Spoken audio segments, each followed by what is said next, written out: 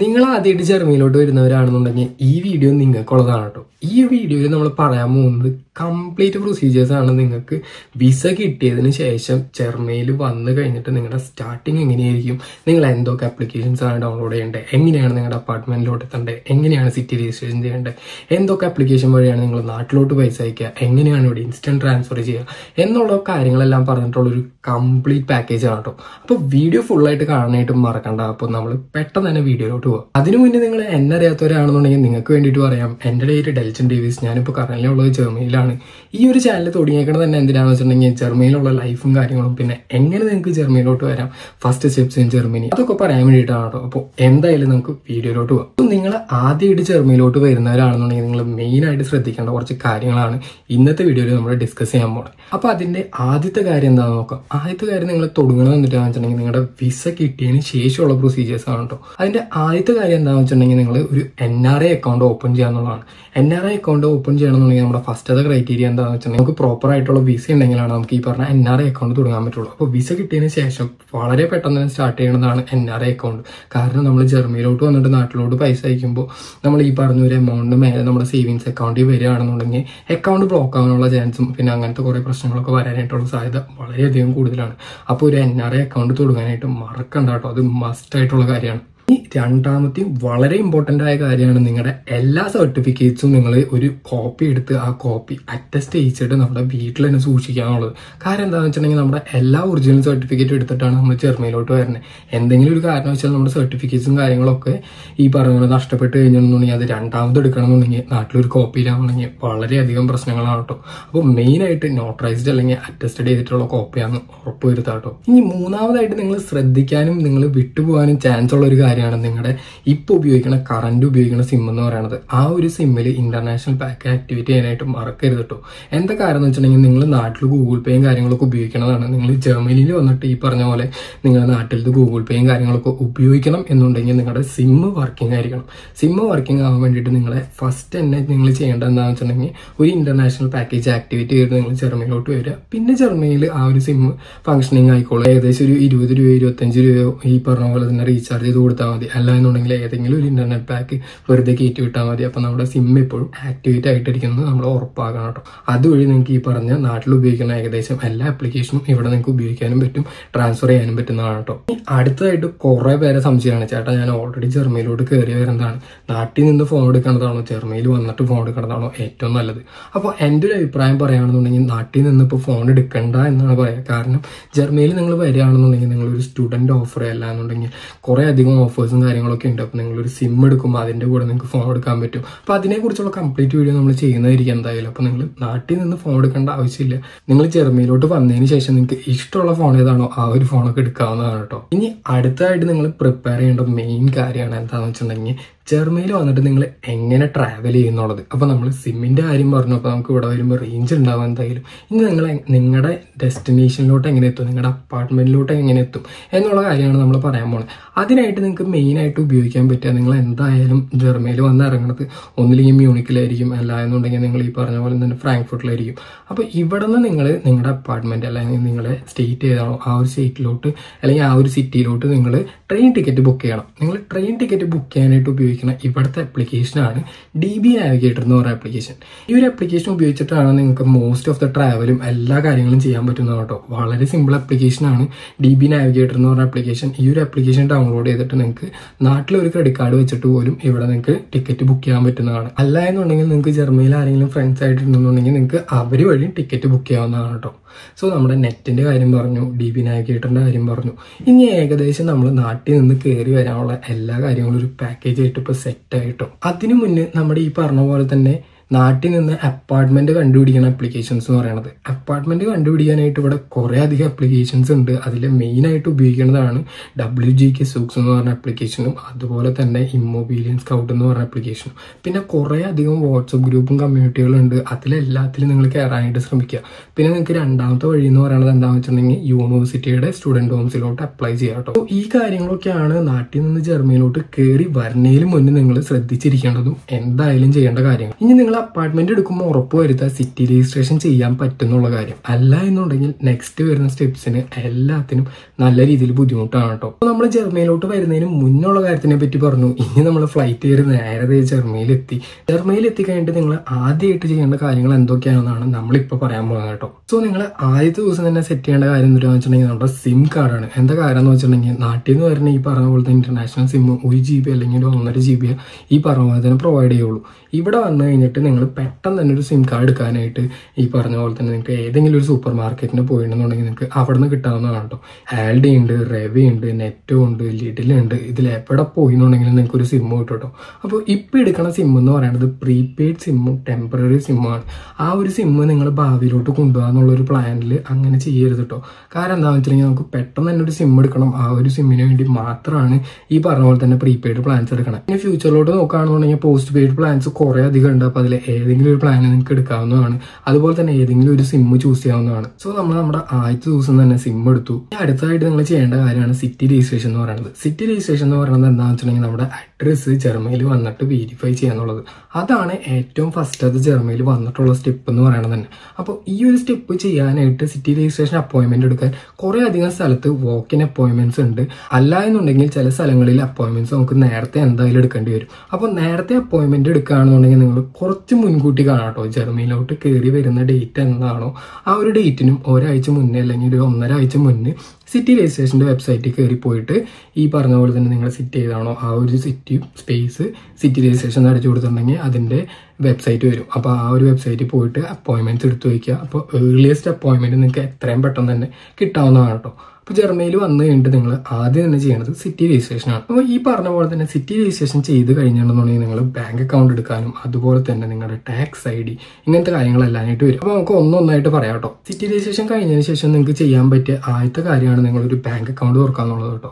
അപ്പോൾ ജർമ്മനിയിൽ കുറേ അധികം ബാങ്ക് അക്കൗണ്ട് ഉണ്ട്. അത് ഏതൊക്കെയാണെന്ന് വെച്ചിട്ടുണ്ടെങ്കിൽ കൊമേഴ്സ് ബാങ്ക് ഉണ്ട്, സ്പാർക്കസി ഉണ്ട്, ഈ പറഞ്ഞ പോലെ തന്നെ ഡോഷ് ബാങ്ക് ഉണ്ട്. അപ്പോൾ അതിൽ നമ്മൾ റെക്കമെൻഡ് ചെയ്യുക കൊമേഴ്സ് ബാങ്ക് ആണ് കേട്ടോ. അപ്പോൾ അത് എന്തുകൊണ്ടാണെന്ന് വെച്ചിട്ടുണ്ടെങ്കിൽ നമ്മൾ മുന്നൊരു വീഡിയോ ചെയ്തിട്ടുണ്ട്, അത് നിങ്ങൾക്ക് നോക്കാവുന്നതാണ്. സോ ഈ പറഞ്ഞ പോലെ തന്നെ നിങ്ങൾ സിറ്റി രജിസ്ട്രേഷന് പോണ ദിവസം തന്നെ ഈ പറഞ്ഞ കൊമേഴ്സ് ബാങ്കിൽ നിങ്ങൾക്ക് ഒരു ഓൺലൈൻ ആപ്ലിക്കേഷൻ ചെയ്യാൻ പറ്റും. അപ്പോൾ ഈ ഒരു ഓൺലൈൻ ആപ്ലിക്കേഷൻ ചെയ്തതിന് ശേഷം നിങ്ങൾ സിറ്റി രജിസ്ട്രേഷൻ ചെയ്യുക. സിറ്റി രജിസ്ട്രേഷൻ കഴിഞ്ഞിട്ട് അന്നത്തെ ദിവസം തന്നെ നിങ്ങൾക്ക് കൊമേഴ്സ് ബാങ്കിന്റെ ഏതെങ്കിലും ഒരു ബ്രാഞ്ചിൽ പോയിട്ട് നിങ്ങളെ ഈ പറഞ്ഞ പോലത്തെ വെരിഫിക്കേഷനും കാര്യങ്ങളും ചെയ്യുക. അപ്പോൾ അന്ന് തന്നെ നിങ്ങൾക്ക് ബാങ്ക് അക്കൗണ്ട് ഓപ്പൺ ആയി കിട്ടും കേട്ടോ. വേറെ ഏതൊരു ബാങ്കിൽ പോയാലും ഈ പറഞ്ഞ പോലെ തന്നെ സ്പാർക്കസ് ആയാലും ഡോഷ ബാങ്കിൽ പോയാലും നിങ്ങൾക്ക് അപ്പോയിന്റ്മെന്റ് എടുത്തിട്ട് വേണം ബാക്കി എല്ലാ കാര്യങ്ങളും ചെയ്യാൻ കേട്ടോ. സോ നമ്മളത് പെട്ടെന്ന് തന്നെ കൊമേഴ്സ് ബാങ്ക് ഓപ്പൺ ആക്കി. ഇനി നമ്മുടെ അടുത്ത കാര്യങ്ങൾ എന്താണെന്ന് വെച്ചിട്ടുണ്ടെങ്കിൽ ഡോക്യുമെന്റ്സും കാര്യങ്ങളും നമ്മുടെ സെറ്റ് ആവണം. എന്നാലാണ് നമുക്കൊരു പാർട്ട് ടൈമിന് അപ്ലൈ ചെയ്യാനായിട്ട് പറ്റുക. ആദ്യത്തെ കാര്യം എന്താണെന്ന് വെച്ചിട്ടുണ്ടെങ്കിൽ നമ്മുടെ എക്സ്പാട്രിയുടെ ബ്ലോക്ക്ഡ് അക്കൗണ്ട് ആക്ടിവേറ്റ് ചെയ്യണം. ഈ പറഞ്ഞ എക്സ്പാട്രിയുടെ ബ്ലോക്ക്ഡ് അക്കൗണ്ട് ആക്ടിവേറ്റ് ചെയ്യാനായിട്ട് വളരെയധികം എളുപ്പമാണ്. എക്സ്പാട്രിയുടെ വെബ്സൈറ്റിൽ പോവുക, അല്ലെങ്കിൽ നിങ്ങൾ ഏത് ബ്ലോക്ക്ഡ് അക്കൗണ്ട് ആണോ എടുത്തേക്കണേ അതിന്റെ വെബ്സൈറ്റിൽ പോവുക, ജർമ്മനിയിൽ എത്തിയിട്ടുണ്ടെന്ന് പറഞ്ഞ് കൊടുക്കുക. അത് കഴിഞ്ഞിട്ട് കറന്റ് ബ്ലോക്ക്ഡ് അക്കൗണ്ട് ആക്ടിവേറ്റ് ചെയ്യണമെന്ന് കൊടുക്കുക. അപ്പോൾ അതിൽ ആക്ടിവേറ്റ് ചെയ്യുമ്പോൾ അതിൽ 2 ഓപ്ഷൻ ആയിരിക്കും വരിക. ഇപ്പോൾ ഈ പറഞ്ഞ പോലെ തന്നെ ഐഫോണൊക്കെ ഉപയോഗിക്കുന്ന ഒരാളെന്നുണ്ടെങ്കിൽ നിങ്ങളുടെ ഫേസ് ID വെച്ച് തന്നെ വെരിഫിക്കേഷനും കാര്യങ്ങളൊക്കെ ചെയ്യാവുന്നതാണ്. അല്ല എന്നുണ്ടെങ്കിൽ ഈ പറഞ്ഞ പോലെ തന്നെ നിങ്ങൾക്ക് പോസ്റ്റ് ബാങ്കിൽ പോയിട്ട്, ഈ പോസ്റ്റ് ബാങ്ക് എന്ന് പറയുന്നത് ജർമ്മനിയിലെ ഏതെങ്കിലും ഒരു പോസ്റ്റ് ഓഫീസിൽ പോയിട്ട് നിങ്ങൾക്ക് നിങ്ങളുടെ പാസ്പോർട്ട് കാണിച്ച് വെരിഫിക്കേഷൻ ചെയ്ത് തരണമെന്നുണ്ടെങ്കിൽ ഈ പറഞ്ഞ പോലത്തെ എക്സ്പാട്രിയോ പെട്ടെന്ന് തന്നെ ആക്ടിവേറ്റ് ചെയ്ത് കിട്ടും. അപ്പോൾ നിങ്ങളുടെ ആക്ടിവേറ്റ് ചെയ്തതിന് ശേഷം നിങ്ങൾ ഈ പറഞ്ഞ പോലെ തന്നെ കൊമേഴ്സ് ബാങ്ക് അല്ലാന്നുണ്ടെങ്കിൽ ഏതെങ്കിലും ഒരു ബാങ്ക് തുടങ്ങിയിട്ടുണ്ട് എന്നുണ്ടെങ്കിൽ ആ ഒരു ബാങ്കായിട്ട് ഈ പറഞ്ഞ ബ്ലോക്ക്ഡ് അക്കൗണ്ട് ലിങ്ക് ചെയ്യിക്കാൻ പറ്റും. അപ്പോൾ നിങ്ങളുടെ ആദ്യത്തെ 2 മാസത്തെ പൈസ തന്നെ എത്രയും പെട്ടെന്ന് നിങ്ങളുടെ അക്കൗണ്ടിൽ എത്തുന്നതാണ് കേട്ടോ. ഇപ്പോൾ നിങ്ങൾ ജർമ്മനിയിലോട്ട് വരുമ്പോൾ നിങ്ങൾ ഏതെങ്കിലും ഒരു ഹെൽത്ത് ഇൻഷുറൻസ് എടുത്തിട്ടായിരിക്കും വരിക. ഇപ്പോൾ നിങ്ങൾ എക്സ്പാട്രി ആണ് തുടങ്ങണേ എന്നുണ്ടെങ്കിൽ നിങ്ങളുടെ ഹെൽത്ത് ഇൻഷുറൻസ് TK അല്ലെങ്കിൽ ടെക്നീഷ്യ ക്രാങ്കൻകാസെ എന്ന് പറഞ്ഞ ഹെൽത്ത് ഇൻഷുറൻസ് ആയിരിക്കും. അപ്പോൾ ആ ഒരു ഇൻഷുറൻസ് തുടങ്ങാനായിട്ട് നിങ്ങൾ 2 ഓപ്ഷനാണുള്ളത്. സിറ്റി രജിസ്ട്രേഷൻ കഴിയുമ്പോൾ ഓട്ടോമാറ്റിക്കലി അത് ആക്ടിവേറ്റ് ആവേണ്ടതാണ്. ഇനി അത് ആക്ടിവേറ്റ് ആയില്ല എന്നുണ്ടെങ്കിൽ നിങ്ങൾ എന്താ ചെയ്യേണ്ടതെന്ന് വെച്ചിട്ടുണ്ടെങ്കിൽ TKയുടെ കസ്റ്റമർ സർവീസിന്റെ നമ്പർ ഉണ്ട്. ആ ഒരു നമ്പറിലോട്ട് വിളിച്ച് പറഞ്ഞിട്ടുണ്ടെങ്കിൽ അവർ എത്രയും പെട്ടെന്ന് തന്നെ ആക്ടിവേറ്റ് ചെയ്യുന്നതായിരിക്കും കേട്ടോ. അതിനുശേഷം ഏകദേശം സിറ്റി രജിസ്ട്രേഷൻ കഴിഞ്ഞിട്ട് ഒരു 2 ആഴ്ച അല്ലാന്നുണ്ടെങ്കിൽ ഒരു 1.5 ആഴ്ച കഴിയുമ്പോൾ നിങ്ങളുടെ ടാക്സ് ID കിട്ടുന്നതായിരിക്കും. ഈ ഒരു ടാക്സ് ID വെച്ചിട്ടാണ് നിങ്ങളുടെ പാർട്ട് ടൈമും കാര്യങ്ങളും എല്ലാവരും ചെയ്യുമ്പോൾ നിങ്ങൾ അപ്ലൈ ചെയ്യുമ്പോൾ നിങ്ങൾക്ക് കൊടുക്കേണ്ടി വരുന്ന ഒരു മെയിൻ ഡോക്യുമെന്റ് കേട്ടോ. ഇനി അടുത്തതായിട്ടുള്ള ഒരു നമ്പറാണ് സോഷ്യൽ സെക്യൂരിറ്റി നമ്പർ എന്ന് പറയുന്നത്. അപ്പോൾ ഈ ഒരു നമ്പർ നിങ്ങളുടെ പെൻഷൻ കാര്യങ്ങൾക്കൊക്കെ വേണ്ടിയിട്ടാണ് ഉപയോഗിക്കുന്നത് കേട്ടോ. അപ്പോൾ ഇത്രയും കാര്യങ്ങൾ സിറ്റി രജിസ്ട്രേഷൻ കഴിയുമ്പോൾ നിങ്ങൾക്ക് പ്രത്യേകിച്ചൊന്നും ചെയ്യേണ്ട ആവശ്യമില്ല, തന്നെ നിങ്ങളുടെ വീട്ടിലോട്ട് പോസ്റ്റലായിട്ട് തന്നെ വരുന്നതായിരിക്കും. സോ ഇത്രയും കഴിഞ്ഞാണെന്നുണ്ടെങ്കിൽ നിങ്ങൾ ഏകദേശം ജർമ്മനിയിൽ വന്നിട്ടുള്ള നിങ്ങളുടെ ഒരു വലിയൊരു ഹഡിൽ തന്നെ തീർന്നു എന്ന് തന്നെ പറയാം. ഇനി അടുത്തതായിട്ട് വേണ്ടത് നിങ്ങൾക്ക് എന്തൊക്കെ രീതിയിൽ ഇവിടെ നിങ്ങൾക്ക് പൈസ സേവ് ചെയ്യാൻ പറ്റും, അല്ലെങ്കിൽ എന്തൊക്കെ ആപ്ലിക്കേഷൻസ് ആണ് നിങ്ങൾ മെയിനായിട്ട് ഉപയോഗിക്കേണ്ടത് എന്നുള്ള കാര്യങ്ങളാണ് നമ്മൾ ഇനി പറയാൻ പോകുന്നത് കേട്ടോ. അപ്പം എന്തായാലും നമ്മൾ ജർമ്മനിയിൽ വന്നിട്ടുണ്ടെങ്കിൽ ഷോപ്പിംഗ് ചെയ്യല്ലോ. അപ്പോൾ ഷോപ്പിംഗ് ചെയ്യാനായിട്ട് കുറേയധികം സൂപ്പർ മാർക്കറ്റ്സിൻ്റെ ആപ്ലിക്കേഷൻ ഉണ്ട്. അപ്പോൾ ഈ പറഞ്ഞ ആൽഡി, റെവേ, പെനി, നെറ്റോ, കൗഫ്ലാൻഡ്, ഈ പറഞ്ഞ 5 സൂപ്പർ മാർക്കറ്റ്സിൻ്റെ ആപ്ലിക്കേഷൻസ് നിങ്ങൾക്ക് ഡൗൺലോഡ് ചെയ്യാവുന്നതാണ്. അപ്പോൾ ഇതെല്ലാം ഡൗൺലോഡ് ചെയ്യുമ്പോൾ ഇതിലെ കറണ്ട് ഓഫേഴ്സ് എന്തൊക്കെയാണ് എന്നുള്ള കാര്യങ്ങൾ എല്ലാം നിങ്ങൾക്ക് അറിയാവുന്നതാണ്. അപ്പോൾ ഈ ഒരു ഓഫേഴ്സ് വെച്ചിട്ട് നിങ്ങൾ പോവുകയാണെന്നുണ്ടെങ്കിൽ ഈ പറഞ്ഞ പോലെ തന്നെ കുറച്ച് കാലം നിങ്ങൾക്ക് പോകുമ്പോൾ ഏതെങ്കിലും ഒരു സൂപ്പർ മാർക്കറ്റിൽ പോകുമ്പോൾ മനസ്സിലാവും നിങ്ങൾ ആൽഡി ആണ് ഏകദേശം ഏറ്റവും ചീപ്പായിട്ടുള്ളത്, പിന്നെ പെനി ഉണ്ട് അടുത്ത ചീപ്പസ്റ്റ് ഓപ്ഷൻ, പിന്നെ അടുത്തായിട്ട് ലിഡിലുണ്ട്, പിന്നെ അടുത്തായിട്ട് പിന്നെ കുറച്ചും കൂടെ പൈസ കൂടുതൽ നോക്കുകയാണെന്നുണ്ടെങ്കിൽ റെവേ ഉണ്ട്, പിന്നെ നെറ്റോ ഉണ്ട്. ഈ പറഞ്ഞ പോലെ തന്നെ പിന്നെ ഉള്ള ഓപ്ഷനാണ് ഇപ്പോൾ നിങ്ങൾ നോക്കുകയാണെന്നുണ്ടെങ്കിൽ കൗഫ്ലാൻഡിനും മീറ്റിന് നല്ല ഓഫർ വരാറുണ്ട്.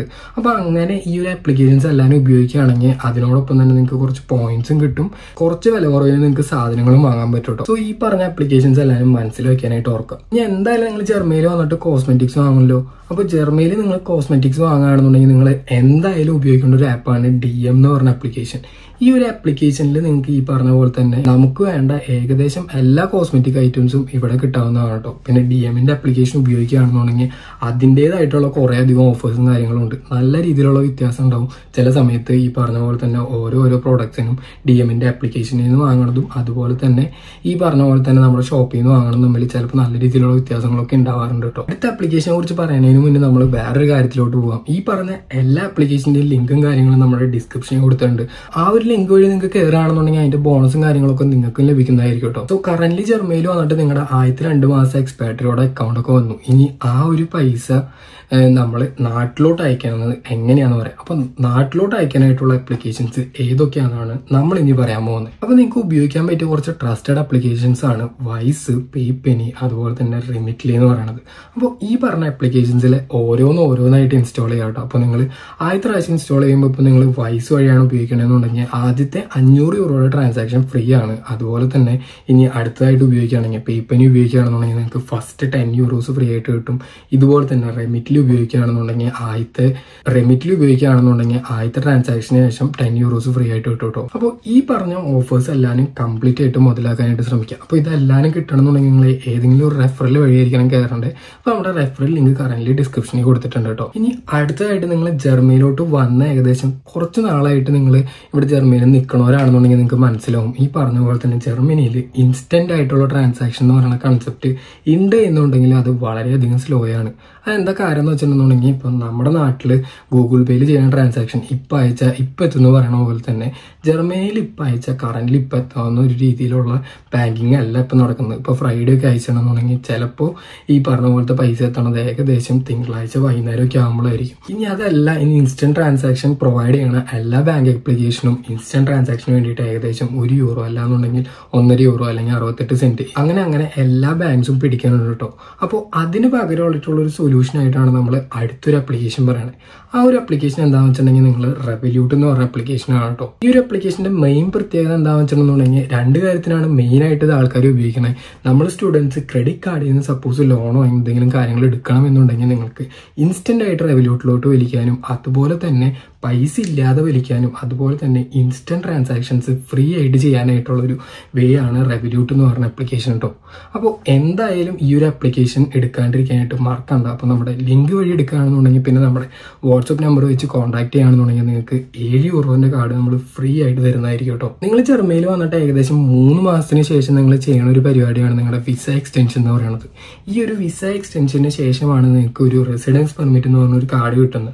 അപ്പോൾ ഈ ഒരു കാർഡ് കിട്ടിക്കഴിഞ്ഞതിന് ശേഷമാണ് നിങ്ങൾക്ക് ഈ പറഞ്ഞ പോലെ ഏതെങ്കിലും ഒരു ക്രെഡിറ്റ് കാർഡ് എടുക്കണം എന്നുണ്ടെങ്കിലുള്ള എലിജിബിലിറ്റി നിങ്ങൾക്ക് ആവുന്നത് കേട്ടോ. അപ്പോൾ നിങ്ങൾക്ക് ക്രെഡിറ്റ് കാർഡ് എടുക്കണം എന്നുണ്ടെങ്കിൽ ഏതൊക്കെ ക്രെഡിറ്റ് കാർഡ് ഓപ്ഷൻസ് ഉണ്ടെന്ന് നോക്കാം. അപ്പോൾ അതിലെ ആദ്യത്തെ ക്രെഡിറ്റ് കാർഡ് ഓപ്ഷനാണ് അഡ്വാൻസ് എന്ന് പറയുന്നത്. പിന്നെ അടുത്ത ക്രെഡിറ്റ് കാർഡ് ഓപ്ഷനാണ് TF Bank എന്ന് പറയുന്നത്. അപ്പോൾ ഈ 2 ഓപ്ഷൻസ് നമ്മളിപ്പോൾ പറയുന്നത് സ്റ്റുഡൻസിന് കിട്ടാൻ സാധ്യതയുള്ള ക്രെഡിറ്റ് കാർഡ്സ് ആണ് കേട്ടോ. വേറെ കുറേ അധികം ക്രെഡിറ്റ് കാർഡ്സ് ഉണ്ട് എന്നുണ്ടെങ്കിലും നമുക്ക് ഇപ്പോൾ കറന്റ് സ്റ്റുഡൻസിന് അവൈലബിൾ ആയിട്ട് കിട്ടാനും പെട്ടെന്ന് എടുക്കാൻ പറ്റിയ ക്രെഡിറ്റ് കാർഡ് എന്ന് പറയുന്നത് അഡ്വാൻസും TF Bank ആണ്. അപ്പോൾ അതെന്തായാലും എടുക്കാനായിട്ട് ശ്രമിക്കുക. എന്തുകൊണ്ട് സ്റ്റുഡൻസ് എന്തായാലും ക്രെഡിറ്റ് കാർഡ് എടുക്കണം എന്ന് പറഞ്ഞിട്ട് നമ്മൾ മുന്നൊരു വീഡിയോ ഇട്ടിട്ടുണ്ട്. അപ്പോൾ ആ ഒരു കാര്യങ്ങൾ ചെക്ക് ചെയ്യുകയാണെന്നുണ്ടെങ്കിൽ എങ്ങനെ നിങ്ങൾക്ക് ക്രെഡിറ്റ് കാർഡ് എടുക്കാം, പിന്നെ അതിന്റെ ഉപയോഗങ്ങളും കാര്യങ്ങളൊക്കെ നിങ്ങൾക്ക് കറക്റ്റ് ആയിട്ട് മനസ്സിലാവുന്നതായിരിക്കും കേട്ടോ. ഇത്രയൊക്കെയാണ് നിങ്ങൾ ജർമ്മനിയിൽ വന്നിട്ട് നിങ്ങളുടെ ഫസ്റ്റ് സ്റ്റെപ്പ് എന്നുള്ള രീതിയിൽ ചെയ്യേണ്ടത് കേട്ടോ. അപ്പോൾ ഇത്രയൊക്കെ കാര്യങ്ങൾ നിങ്ങൾ ചെയ്യുകയാണെന്നുണ്ടെങ്കിൽ ഏകദേശം നിങ്ങളുടെ ഫ്രണ്ട്സ് പറഞ്ഞു തരുന്നതിലും വളരെയധികം കൂടുതൽ ഇൻഫർമേഷൻ ഉണ്ടെന്ന് എനിക്ക് തോന്നുന്നു. ഇത്രയൊക്കെ കാര്യങ്ങളാണ് കേട്ടോ നിങ്ങൾ മെയിൻ ആയിട്ട് ജർമ്മനിയിൽ വന്നിട്ട് നിങ്ങൾ ആദ്യമായിട്ട് ചെയ്യേണ്ടത്. അപ്പോൾ ഇത്രയൊക്കെ കാര്യങ്ങൾ ചെയ്യുകയാണെന്നുണ്ടെങ്കിൽ നിങ്ങളുടെ ലൈഫ് ജർമ്മനിയിൽ ഈസി ആയിട്ട് പോകാനായിട്ടുള്ള സാധ്യത വളരെയധികം കൂടുതലാണെങ്കിൽ വേറൊരു ആൾക്കാരുടെ അടുത്ത് സംശയം ചോദിക്കേണ്ട കാര്യങ്ങളില്ല. ഇനി എന്തെങ്കിലും സംശയങ്ങളും കാര്യങ്ങളും ഉണ്ടെന്നുണ്ടെങ്കിൽ നമ്മുടെ കമന്റ് ബോക്സിൽ ഇടുക. നമ്മൾ വളരെ കൃത്യമായിട്ട് തന്നെ മറുപടി ചെയ്യുന്നതായിരിക്കും. നമ്മുടെ വാട്സ്ആപ്പ് കമ്മ്യൂണിറ്റിയിലും ജോയിൻ ചെയ്യാനായിട്ട് ശ്രമിക്കാം കേട്ടോ. അത്രയൊക്കെ ഉള്ളൂ ഈ ഒരു വീഡിയോ. അങ്ങനെയാണെന്നുണ്ടെങ്കിൽ അടുത്തൊരു വീഡിയോയിൽ കാണാം. ശരി എന്നാൽ.